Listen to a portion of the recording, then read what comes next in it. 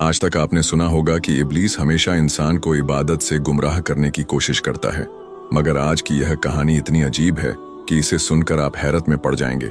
एक शख्स अंधेरी रात में नमाज अदा करने के लिए अपने घर से निकला। रास्ता बहुत अंधेरा था और चलते हुए उसे ठोकर लग गई।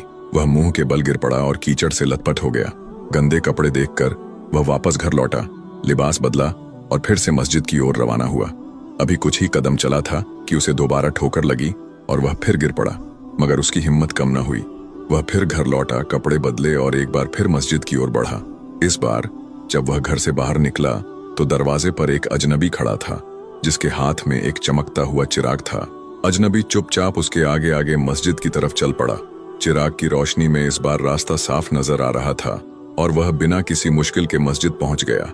मस्जिद के दरवाजे पर वह अजनबी ठहर गया और नमाजी अंदर चला गया। नमाज अदा करने के बाद जब वह बाहर निकला तो देखा कि वह अजनबी अभी भी खड़ा था, मानो उसे घर छोड़ने आया हो। नमाजी को अजनबी पर शक हुआ और उसने उससे पूछा, आप कौन हैं? अजनबी ने जवाब दिया, मैं इब्लीस हूँ। यह सुनकर नमाजी हैरान रह गया और बोला, शैतान मुझे मस्जिद तक कैसे छोड़ने आया?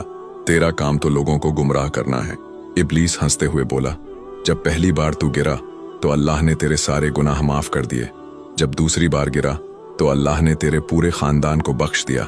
मुझे डर था कि अगर तू तीसरी बार गिरा तो अल्लाह पूरे गांव को बख्श देगा, इसलिए मैं चिराग लेकर आया ताकि तू बिना गिरे मस्जिद पहुंच जाए।